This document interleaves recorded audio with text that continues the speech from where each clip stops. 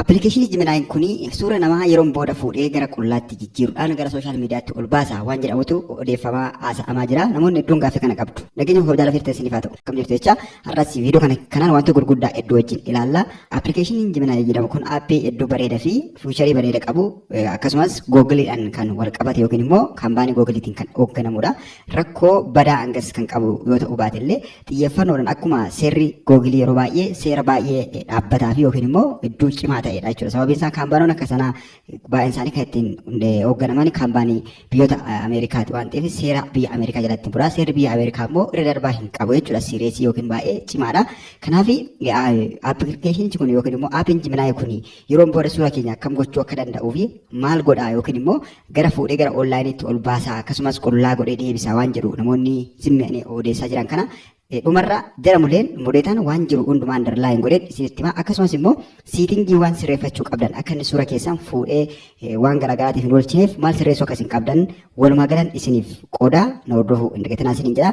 Jalqaba irratti appilikeeshiniin kun aappii hedduu murteessaadha. Googiliin AI'n kun AI'n bara kana duwwaa yookiin immoo yeroo kana duwwaa miti kan inni dhufe akkasumas kaayyoon isaa suura qofaa editiin gochuudhaaf suura ittiin hojjechuu qofaaf miti kan dhufe kan nuti isin beekuu qabdanii namoonni tokko tokko suuruma qofaa editii gochuuf waan dhufeef kan waan garaagaraa wal qabsiisanii amantaadhaan wal qabsiisanii wantoota garaagaraa haasa'uu kun baay'ee barbaachisaa miti jechuudha. Maaliif yoo barbaachisaa taate waa'ee appilikeeshinichaa diiteelii sirriitti beekuu qorachuu hubachuutu nurra jira jechuudha malee yaadota garaagaraatiin namoota jabeessuun nurra hin jiru isiniin jedha.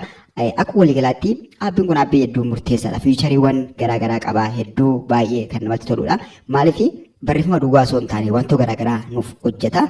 Waan garaagaraa nu hojjeta viidiyoodhaan akkasumas imeejidhaan waan adda addaa. Walumaa gala sappoortariidha yookiin immoo AI artificial intelligence warreen jedhamanii yookiin warreen sappoorti nu gochuu danda'an yaada nuti itti kennee dhaabbatanii warreen nu gargaaruu danda'an yaadota garaagaraa nu dhiyeessuu danda'an keessatti ramadamaa AI firiiwwan garaagaraatu jira. Parpasii suura editii gochuu qofaaf suura qofatti galchine editii gochuun fiicharii tokko qofaadha malee waliigalli appilikeeshinii kanaa suura qofaa fuudhee har'a editii godhee bareechee fidee borummoo qullaa godhee deebisuu qofaaf kan hojjetame miti jechuudha kan isin yaaduu qabdanii kan inni hojjetu viidiyoowwan garaagaraa kontentiiwwan garaagaraa dabalataanis immoo warreen kalaqa garaagaraa hojjetan addunyaa irratti warreen beekamaa ta'an isin duwwaa osoo hin taane kaampaanota gurguddaa biyyoota birootu kan fayyadamu jechuudha. Nuyi warra zimbiloo suura duwwaa qofa editii gochuudhaan beekamu baay'ee beekumsi xiqqoo warra taate kana irratti fookasii godhatu hin taane warreen intarnaashinaal ta'an warreen kalaqa gurguddaa qaban warreen kontentiiwwan gurguddaa hojjetanii fi wantoota adda addaa ittiin jenereetii godhatanii irratti kan xiyyeeffatudha. Appilikeeshiniin kun kan inni yaadamee hojjetames akka kanattidha jechuudha. Nuti garuu waan inni nu fayyadu keessaa waan xiqqoo fayyadamne dhibba keessaa parsantii muraasa parsantii 2-3 waan hin caalle fayyadamne kaane sanumaafiyyuu sodaa qabna. Kana gaafa isin jedhu hin sodaatinaa jechuu kiyyaa miti sodaachuun nurra jira. Garuu addumatti keessumaa appilikeeshiniiwwan akka kanaa googiliin kan wal qabatan kaampaanonni googil jalatti bulan seera googiliitiin bulan kan hojjetan osoo hin taane kan nuti sodaachuu qabnu warreen akka tiiktookii kaapkatii fi warreen dhaabbata chaayinaadhaan oomishaman isaan kun yeroo baay'ee seera dhaabbataa qabu. Seerri isaan qaban suura keenya yeroo booda viidiyoo keenya sagalee keenya akka barbaanne itti hojjechuu itti fayyadamuu danda'u jechuudha. Yeroo tokko tokko namoonni baay'een tiiktookii irra taa'anii akkaataa akka aappii Jiminaayi kun suura namaa qullaa godhee suura namaa baruu itti fayyadamu dabarsee faayila keenya yookiin daataa keenya akka inni dabarsee laatu akkana haasa'u kan isaan haasa'an tiiktookii irra taa'aniiti. Garuu Jiminaayi fi tiiktookii wal bukkee yoo qabne kan balaa guddaa qabu tiiktookiidha. Beekamaadha. Tiiktookiin seera dhaabbataa qaba. Yoo ati tiiktookii irratti suura kee viidiyoo kee maxxansitu viidiyoo kee sana akka barbaade beeksisa garaagaraatiif wantoota adda addaatiif fayyadamuu ni danda'a. Kun jala kan muramedha. Akkasumas appilikeeshiniiwwan kaan dhaabbata chaayinaatiin oomishaman baay'een isaanii seera akka kanaa qabu. Seera dhaabbataa mootummaan isaanii beekeef yookiin immoo seera beekamaa ta'e kan isaan qabanidha. Akka kanatti jechuudha. Kanaaf namoonni hedduu guddatanii intarnaashinaal ta'anii appilikeeshiniiwwan akka tiiktookiif warreen biroollee hin fayyadaman jechuudha. Maaliif yoo ta'ani isaan daataan isaanii akka daataa dabarsanii laatan akka isaan daataa dabarsanii kennan kan akka telegiraamii jijjiiruu jechuudha baay'een isaanii. Warreen akka sanaa hin fayyadaman. Maaliif hin fayyadamne daataa namaa dabarsanii kennu waan ta'eef jechuudha. Jala kun seera isaaniiti. Dabarsanii kennuun seera isaati. Kana beeknee fayyadamuutiin irra jiraata jechuudha. Osuma beeknu akka inni dabarsee kennu osuma beeknu garuu siitingiiwwan murteessaa akka inni dabarsee hin kennineef ofirraa ittisuu qabnu irra ofirraa kiloosii gochuudhaan itti fayyadamna waan jedhuun isiniif qooduu barbaadatanii siitingii kam akka cufuu qabnu Fakkeenyaaf appilikeeshiniin Gemini kun suura keenya fudhatee itti fayyadamaa onlaayinii waan garaagaraatti baasa. Kanaaf immoo siitingii kam cufna? Siitingii cufna seeruu fi siitingii iddoo cuftaa isinitti agarsiisa. Bilbila keessan keessa seentanii siitingii isin cufuu qabdan yookiin kiloosii gochuu qabdan isinitti agarsiisa. Dhumarraa akkasumas fiicharii inni qabu kana keessaa fakkeenyaaf viidiyoo fayyadamuu dandeenya, adoo akkasumas sagaleedhaan fayyadamuu dandeenya, akkasumas imeejiidhaan fayyadamuu dandeenya yookiin immoo karaalee garaagaraa fayyadamuu dandeenya jechuudha. Aappii kana farfasii adda addaatiif oolfachuu dandeenya. Garuu kan inni nurraa barbaadu kamillee yoo ta'e beekuudha jechuudha. Waan nuti itti barreessinee itti galchinu. Keessumaa afaan Oromoffaa Gemini appilikeeshinii caala ChatGPT sirriitti beeka. Nama tokko aappii Gemini fayyadamanii jecha barreeffama adda addaatti galchaniiti akkas jedhanii gaafatu jedha. Kun dogoggora guddaadha. Akkas jedhanii fakkeenyaaf barreeffama isaan barreessan mee hubadhaa laala. Qubee eeganii osoo hin barreessin afaan Oromoffaatiin barreessanii waan gaarii, waan sirrii, waan dhugaa ta'e appilikeeshinii kanarraa argachuun sobaadha jechuudha. Sababiin isaa kan inni irratti xiyyeeffatu afaan Ingiliffaatiin hojjeta jechuudha. Akka gaariitti afaan Ingiliffaatiin hojjeta, afaan Ingiliffaa beeka, afaan Oromoffaa garuu ni yaala, hanga ta'e yaala, parsantii ta'e yaala. Isa yaaluuf immoo nama yaalirra jiru, nama shaakalirra jiru tokkoon waan gaarii akka kanatti gaafachuun ni danda'amu, waan danda'amu miti jechuudha. Kun garuu fakkeessuudhaaf namoonni zimme'anii waan kana haasa'u. Kana jala mulee gaafan isin himu appilikeeshiniin Gemini kun suura keenya fuudhee boru qullaa godha waan jedhu kana biruma gataa dhiisa. Kun abjuu zimmedhee namni geemii namni biroo wallaalan zimmedhee taphatudha. Kana jala muraatii dhiisa. Kaampaanii guddaan kun yookiin immoo appilikeeshinii kaampaaniin guddaan kan akka Google kontirool godhu yookiin manaajii godhu inni hoogganu miti. Warrumti kaaniyyuu akka kana sooshaal miidiyaatti baasanii hin kennan. Warrumti kaaniyyuu jechuudha. Warrumti to'annaa hin qabne kanumti akka tiiktookii, telegiraamii fi warreen biroon iyyuu jechuudha. Kaampaanii kana jalatti warreen hin bulle isaan seera dhaabbataa qaban akka daataa kee fudhatan akka suura keetti fayyadaman akka isumayyuu suura keenya kan fayyadaman beeksisa garaagaraatiif fayyadamu.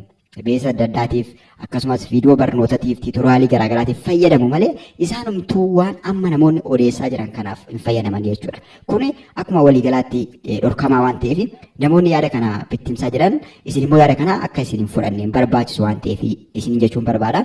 Walumaa galatti warreen kana kan Gemini dhiisaa bira darbaa. Gemini gonkumaa kan jedhamu raati amana suura keessan fuudhee boru waan akkasiif gochuu gonkumaa hin danda'u. Sababiin isaa kaayyoon inni uumameef sanaafi miti. Kaayyoo uumameef qofa dalaga. Kaayyoon inni uumameef suura keessan qullaa godhee sooshaal miidiyaatti maxxansuu osoo hin taane waan isin gaafattan gaafii keessaniif deebii kennuudha. Sappoortara isin hin jedhedha jechuudha. Deeggartoota jechuudha. Waan isin hojjettan irratti isin deeggara. Kanaaf akkanatti fayyadamuu qabna isin jechuu barbaada. Kana jala muraatii sirriitti hubadha akka inni namoonni isin burjaajessan sana jala ba'a. Maaliif namoonni zimme'anii waan adda addaa haasa'u jechuudha. Sababiin isaa osoo hin hubatiin waan biraa dadhabnu waan tokko qorannee hubannee itti bahuun harsaa nu gaafata. Garuu zimmeenee gas goonee waanuma jiru haasofnee namoota waliin burjaajessuun baay'ee salphaa waan ta'eef waan salphaa immoo nama hundumti waan hojjetuuf sooshaal miidiyaa isaanii keessatti ba'anii waan kana haasa'u hedduminaan gara tiiktook irratti argitu jechuudha. Kanaaf kan akka kanatti hubadhaatii itti fayyadamaa isin jechuu barbaada. Amma kallattumaan akkasatti siitingii isin sirreeffattan isinitti agarsiisu. Siitingii gara bilbila keessanii keessa seentanii siitingii cufuu qabdani. Walumaa gala jechuudha. Googiliin kun akkaataa isin oolmaa guyyaa keessanii waan isin keessa ooltan waan isin hojjettan waan hundumaa akka inni hin to'anneef akka inni kontirool godhee isin hin to'anneef akkamitti akka kiloosii ofirraa gootanii siitingii ofii gochuu qabdanan isinitti agarsiisa. Kallattumaan gara sanatti waliin dabarraa sana kanaan amma isin sirreessu kana sirreeffattan taanaan gonkumaa waa'ee suura kiyyaa fudhatamaa waan jedhu gonkumaa irraa adda baatu. Garuu warra dhaabbataa seera beekamaa qaban kan akka tiiktookii kana seera dhaabbataa seera ittiin daataa namaa fudhachuuf qabani dirqama waan goonee dinnu hin qabnu jechuudha. Garatti jalaa bakkannuyyuu hin qabnu. Isaan bakka jala muratanii seera mataa isaanii qabu jechuudha. Seera isaanii keessaa inni jalqaba daataa kee suura kee fudhanii itti fayyadamu. Maaliif itti fayyadamu? Qullaa gochuuf, siqaanessuuf, sooshaal miidiyaatti adda addaa baasuuf osoo hin taane barnootaaf tiitoraalii garaagaraatiif itti fayyadama. Akkuma nama isiniin jedhe kan aappii kanaa garuu guutummaatti keessaa yoo baatan isiniin jechuun barbaada. Waan kana isin yaaddessu gonkumaa hin qabu jechuudha. Sababiin isaa seera kaawwate qaba jechuudha. Pirifeensii mataa isaatii qaba. Kan kaa'ameef isaaf jirutu qaba. Sana darbee deemuu gonkumaa hin danda'u jechuudha. Eeyyama keessaniin ala osoo isin naaf kenni hin jedhin gonkumaa isiniif hin kennu. Osoo isin jenereet naaf hin godhin jedhin gonkumaa jenereet godhee isiniif hin kennu. Sababiin isaa waan isin ajajan raawwata. AI'n amaluma artificial intelligenceetu akka kanaadha jechuudha. Kanaaf akkanatti itti gargaaramaa isin jedha. Kallattumaan gara siitingii waliin sirreessinutti adabarru siitingii kana sirreeffadha. Yoo sirrii ta'e immoo ilaalate hin tuttuqina jechuudha. Akka sirrii ta'uusaa isinittan himaa deema. Sitiin jiran basitti agarsiisu kun hunduma isaatiif isin fayyada. Jalqaba irratti gara Kiroomii yookiin immoo Googilii bilbila keenya seenna. Gara Googilii seenna. Googilii irratti kilikii goone gara keessaa seenna. Gara keessaa akkuma seentaniin edda Kiroomii keessa seennee yookiin immoo Googilii keessa adda seenneen booda iddoo faayilli keenya jiru, iddoo imeel akkaawuntiin keenya jiru irratti kilikii goona. Sababiin isaa akkaawuntoonni baay'een Gmail akkaawuntii keenya nu gaafatu. Fakkeenyaaf gara Gmail appilikeeshiniitti deebi'ee waan isin agarsiise, Gmail appilikeeshiniin kan inni gaafatu akkaawuntii keenyadha. Fakkeenyaaf asitti loogiin ta'ee kan jiru akkaawuntii kooti. Loogiin ta'ee kan jiru akkaawuntii kiyyaadha jechuudha. Kun akkaawuntii kiyya asitti loogiinii ta'ee jira. Akkaawuntii waan gaafatuufi akkaawuntii kana yookiin immoo iimeeliin kun iddoo jiru Googilii keessa deemna jechuudha. Kanaaf gara Googilii yookiin immoo Kiroomii biroozarii deemna jechuudha. Kiroomii keessa adda seenneen booda dhaqnee faayila keenya yookiin immoo suura akkaawuntii keenya irratti kilikii goona. Isarratti kilikii gootanii ammallee dabaltanii irratti kilikii gootu. Irratti kilikii gootanii asii ol harkifattaniiti jala isaa jechuudha. Yookiin immoo keessan jaluma kana bakkuma kana jiraachuu danda'a.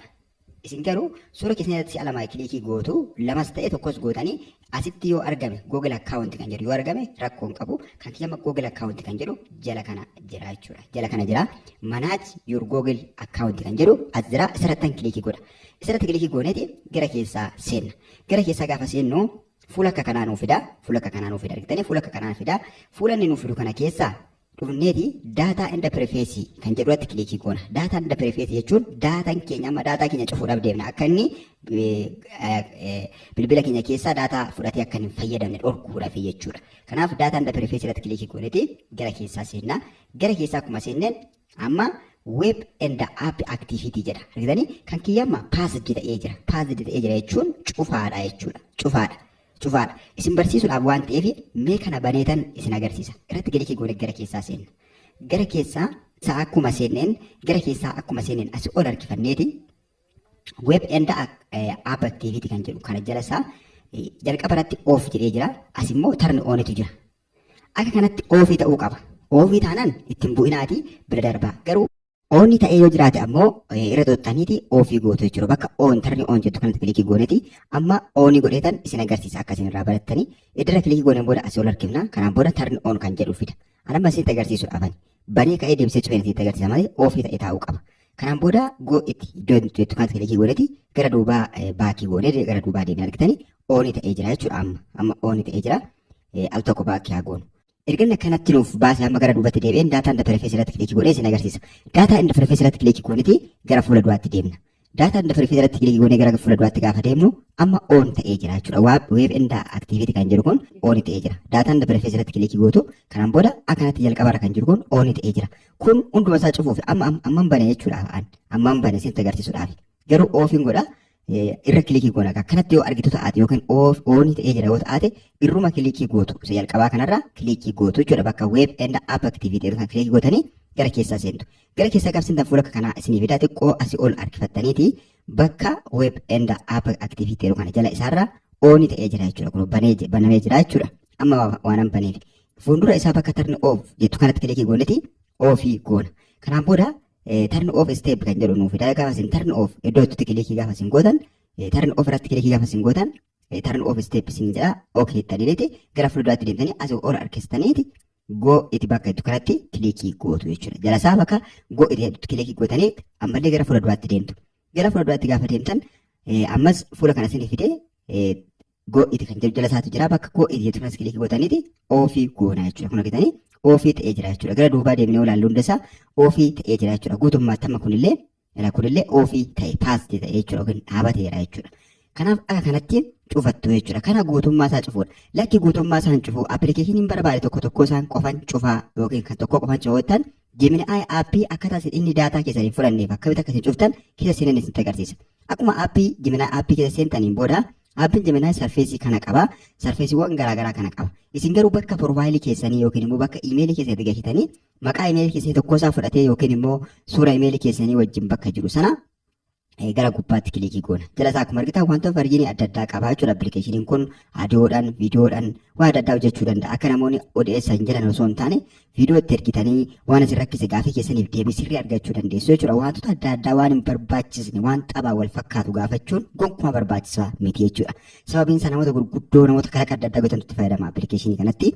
Kanaaf Amma garuu akkamitti akkasiin akka inni daataa keessanii fudhanneef cooftaalee isinitti agarsiisa. Bakka furwaalee keessan irra kilikii gootu yookiin bakka iimeelii keessan irra kilikii gootu sanaan booda keessa seentaniin booda bakka Gemini app activity jedhu kanatti kilikii gootu. Gemini app activity irratti kilikii gaafa gootan sarchi godhee akkanatti isinii fida. Innillee oonii ta'ee jira jechuudha. Amma kan Gemini application qofaan cufadha warri jettan isa kanatti seentanii kiloosii gootu jechuudha. Bakka oon jettu kanatti kilikii gootaniiti. Turn off step kan jettutti kilikii gootanii asii ol harkifattanii turn off kan jedhu yookiin go it jettee jala ishii jirti. Ajjata kilikii gootanii salphaatti ofirraa kiloosii gootu. Kanaan booda go it jettanii keessaa baatu jechuudha. Baay'ee salphaa waan ta'eef piroofaayilii keessa irra seentanii isteeppi 2 qofaa deemuudhaan akkanatti cufattuu irra deebi'aati viidiyoo kana sirriitti ilaalaa. Walii keessaniifis sheerii godhaa laayik gochuu hin dagatinaa. Subscribe gochuun maatii keessatti dabalamaa nagaanaaf ta'a. Haalli appilikeeshinii kana fakkaata yeroo biraa viidiyoo biraan isiniif dhufa nagaan naaf tura.